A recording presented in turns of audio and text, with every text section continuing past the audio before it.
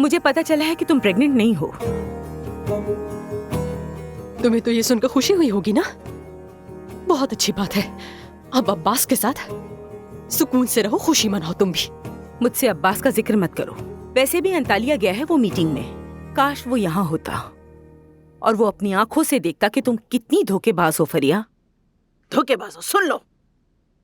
जानती हो, तुमने ये ड्रामा करके हम सबको बहुत अजियत दी है। रोज यही तमाशा किया कि तुम्हारा बच्चा मरने वाला है।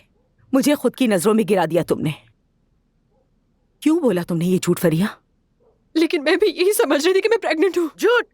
देखो तो जरा, कसम से ही अभी भी झूठ बोल रही है। इसको सब पता था कि ये प्रेग्नेंट नहीं है। वो बावर्ची खाने में काम करने वाली औरत दोहा है ना, उसने हमें सब बता दिया था कि ये प्रेग्नेंट नहीं है। बेवकूफ बनाती रही है सबको ये लड़की।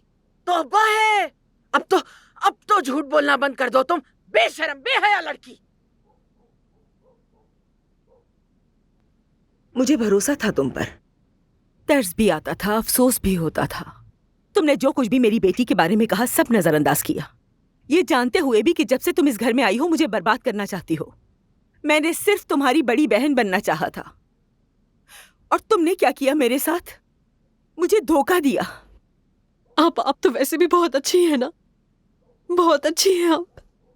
आपने अपने शौहर को 2 बच्चे दिए, आपका दर्जा तो वैसे ही अव्वल है। आप उसके निकाह में अभी भी हैं। आपकी तो जिंदगी मुझसे कई गुना अच्छी है। और मेरा क्या आपने मेरा सोचा है कभी? मैं एक तन्हा औरत हूँ, मेरे पास कोई जगह नहीं है। अगर आप भी मुझे सवेली से निकाल देंगे तो मेरे पास जाने के लिए कौन सी जगह है? मैं क्या करती मुझे बताएं? क्या आपको एहसास है कि मायूसी कैसी होती है?